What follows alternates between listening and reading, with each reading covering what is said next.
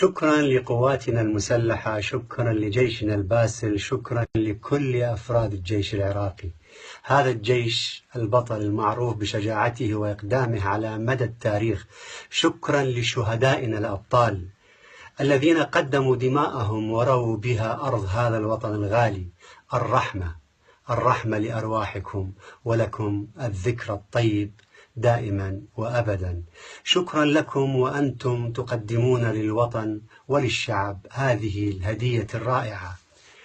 وأنت يا نينوى يا حبيبتي يا مدينتي العزيزة، ويا أبناء نينوى الطيبين من كل القوميات والأديان والمذاهب، قلوب العراقيين جميعها معكم منذ أن دخلت الموصل الحدباء في بحر من الدماء لمدة 4 سنوات ولاقت ما لاقت من العذاب.